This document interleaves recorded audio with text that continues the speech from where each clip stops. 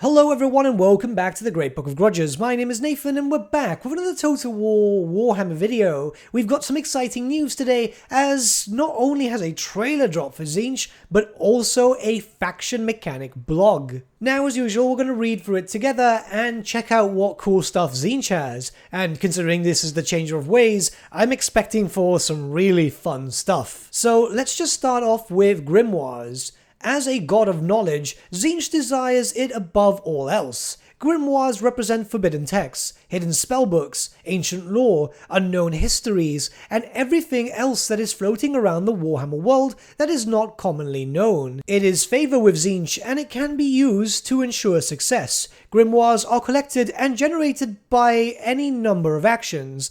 Battles, buildings, sacking settlements, dilemmas, and more. By themselves they do very little, but you have an endless number of ways to spend them, and keeping a steady supply will make you a master of the world, even without your armies. Okay, so what I'm getting here is that Grimoires are a resource for Tzeentch, and yeah, that's pretty cool. A unique resource, which means that we're probably going to see some unique resources for Khorne, skulls most likely, and so on, and that's awesome. We're already going for a good start, so let's jump into the next mechanic. The next mechanic is Changing of the Ways, and before we get into the specifics of it, we do have an in-game screenshot, and it looks pretty cool. I like this. So this mechanic is tied to your Grimoires, and it seems that there's a lot of different stuff here. Force Rebellion, Transfer Settlement, Break Alliance. This is looking really good, though it does seem that it is tied to your technology tree, which, yeah, kind of makes sense. This is Tzeentch. Reveal faction intentions is rather strange. I've never really seen that mentioned before, but let's go and read over the specifics, as obviously we can get some more information there. The primary spend for Grimoires is in the Changing of the Ways. This is a series of actions unique to Tzeentchian factions that allow you to change or observe things on the campaign map with merely a wave of the wrist, causing a mouse click usually. Each has a reasonable cooldown and costs a chunk of Grimoires, scaling with the severity and effectiveness of the action. Okay, so it does get more expensive. Beyond the first, each also requires a technology to unlock, some of which may be buried fairly deep in the tree. Here's a rundown of what's possible. Okay, let's check this all out. Transfer Settlement. Transfer control and ownership of one settlement to a new faction. This can be your faction or another.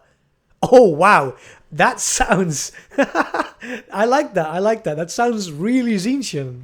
Open Gates. Open the gates of a major settlement with walls for any battles in that settlement in the next few turns. Okay, this is pretty cool. Force Rebellion.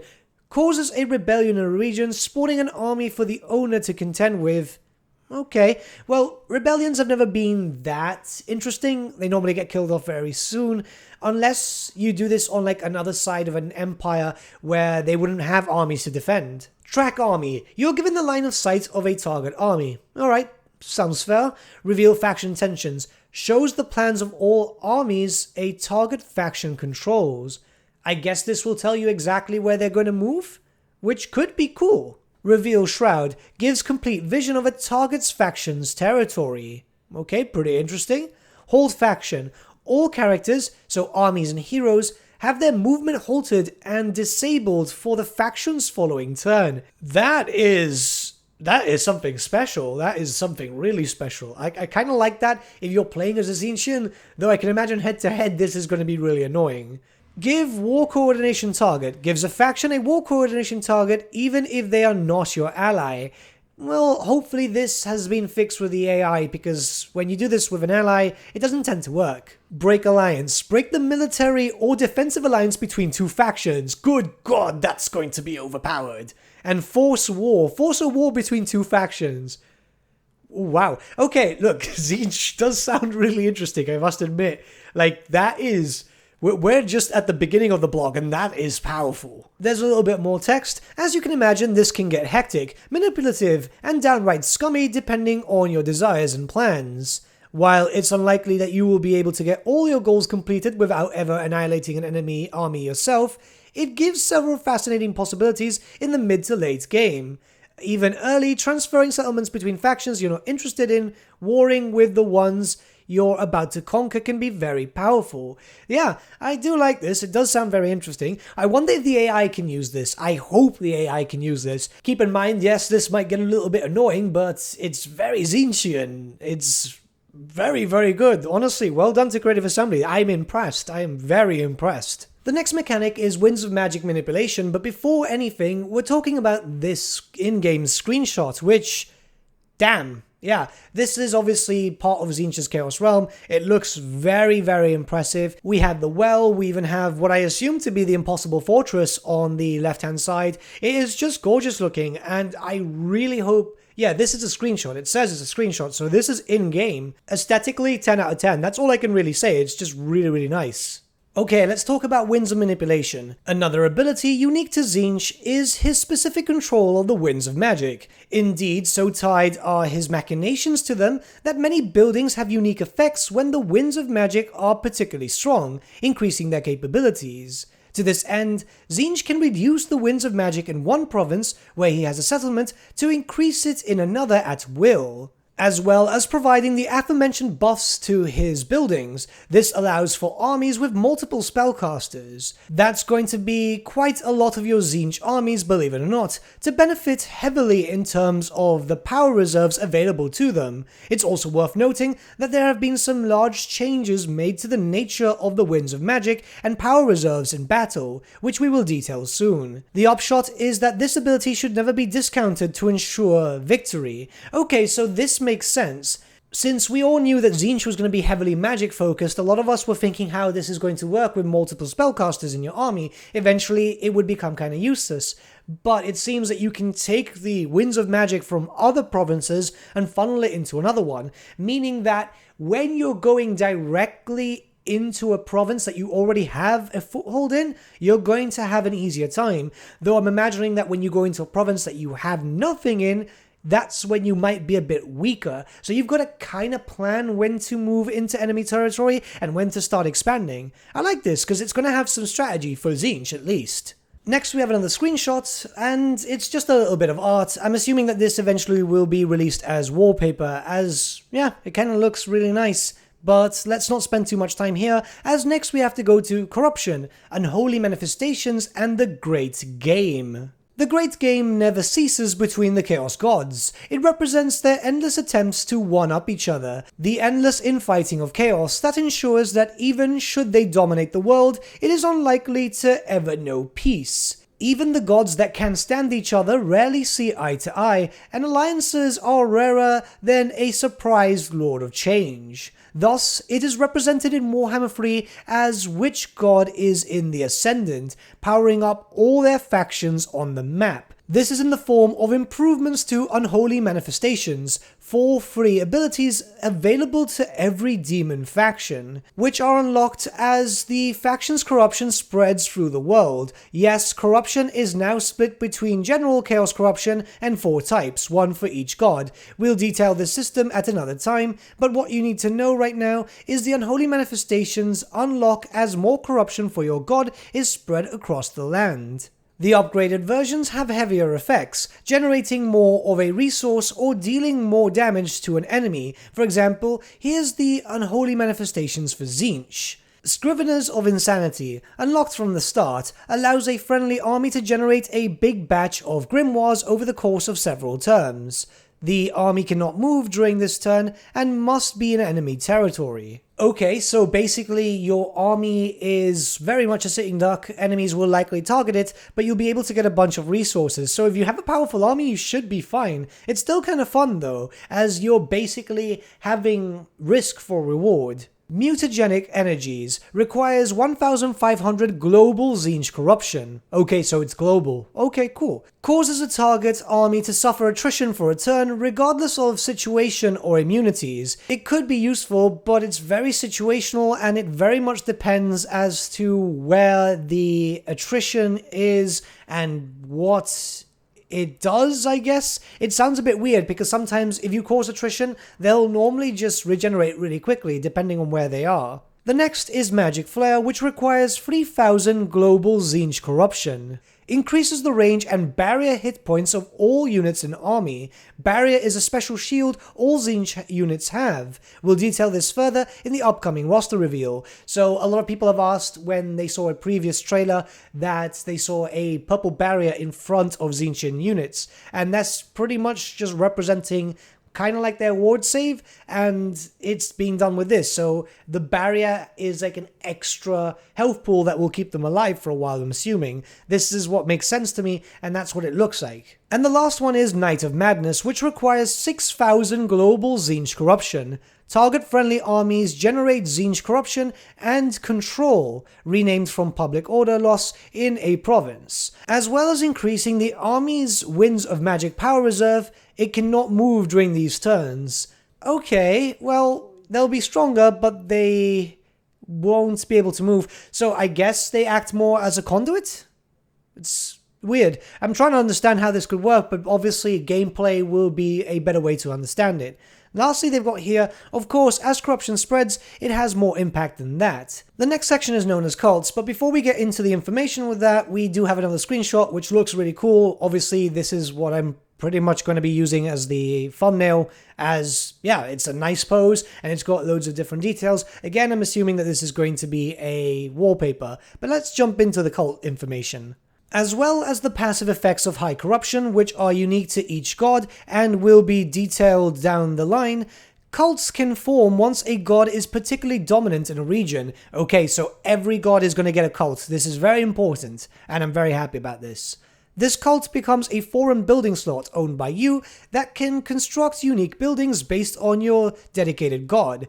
Tzeentch's options are: Sanctuary, generates grimoires per turn. Good to know. Repository, generates more grimoires per turn but requires high winds of magic level. Okay. Sanctum, generates a decent amount of income but also requires high winds of magic level. And finally Campus, destroys the cult but increases winds of magic here and in all adjacent to Tempestuous.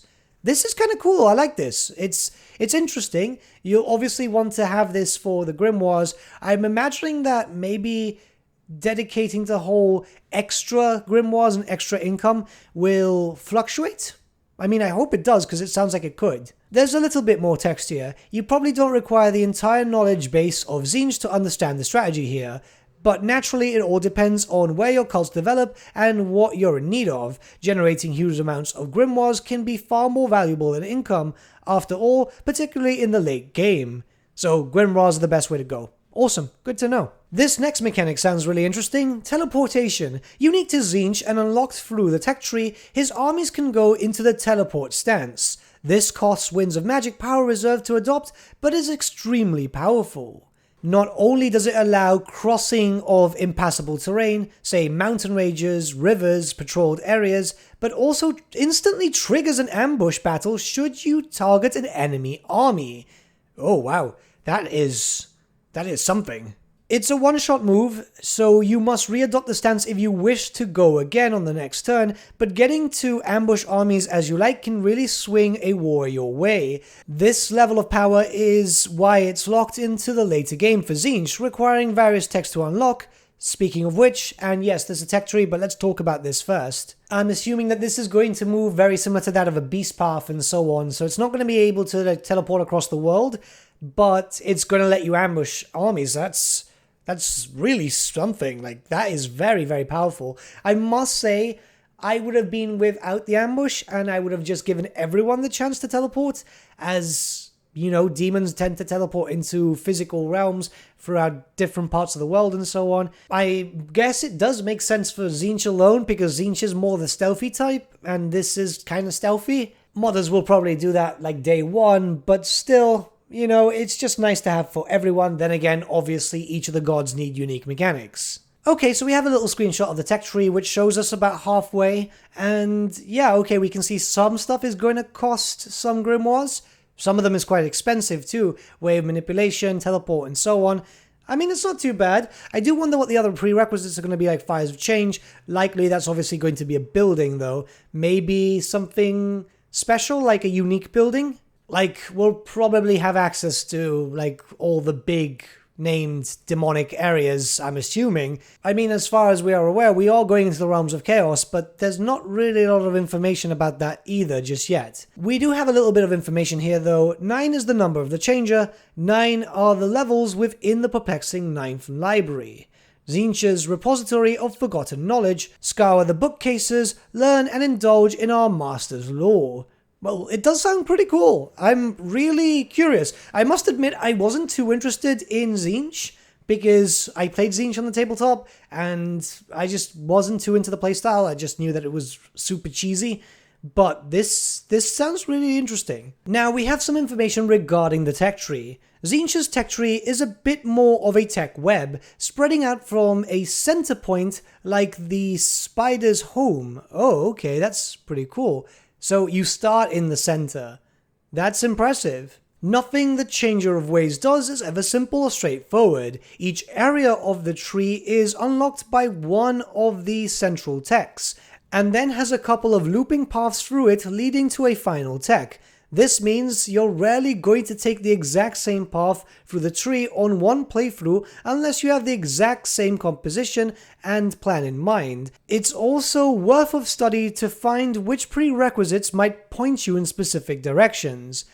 Okay, this is pretty cool. It's also worth noting that along with the unique Changer of Ways text you might unlock, there are other several areas that are uncommon or unique choices, various texts that will give spells to all your Lords of Change, letting you field an entire army of powerful monstrous spellcasters even without filling your hero slots, and them becoming more powerful over the course of the game. That sounds absolute insanity.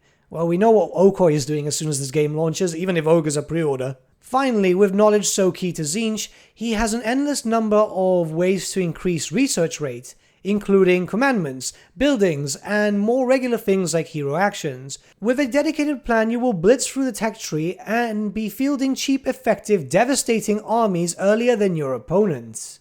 This sounds absolutely insane, and it sounds really curious. It's great to see that Tzeentch is going to get a lot of useful stuff and a lot of unique stuff too. And it is definitely giving me a lot of hope regarding Warhammer 3 in general. This is sounding really, really, really, really good. We do have one last screenshot which doesn't seem to be in the blog version they sent us, which may be live in yours when the actual blog goes live.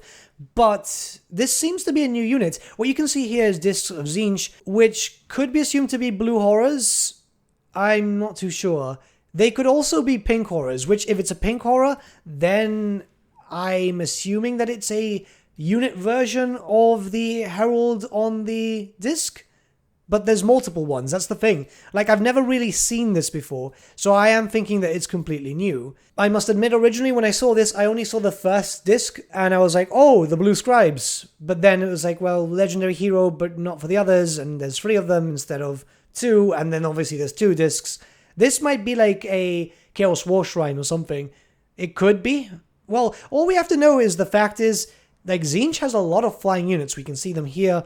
It's going to be quite interesting to see how this goes, but so far so cool. I'm liking the Tzeentch ideas so far. We have to get the full roster reveal too. A lot of us are very curious about those cultists, which, yeah, we need information. But mechanic-wise, I must say, very, very happy. Everything looks interesting. I'm quite content, and we're going to have to wait and see with everything else. But let me know what you guys think, because this is very Tzeentchian. I honestly think that they've interpreted Tzeentch really, really well. But with that, my friends, we've come to the end of our video. Thank you so much for watching. If you did enjoy the video, might I suggest giving the video a like, or even subscribing to the channel, as it really does help us out.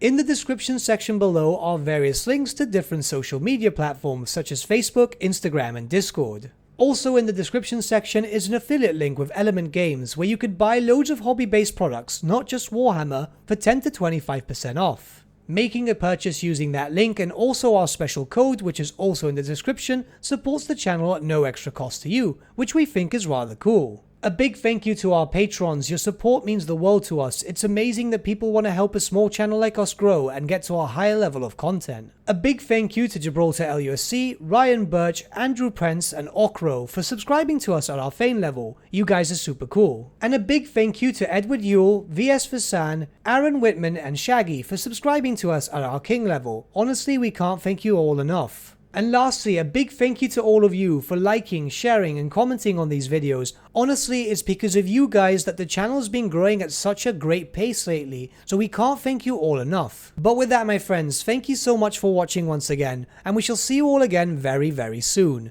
Have a good day.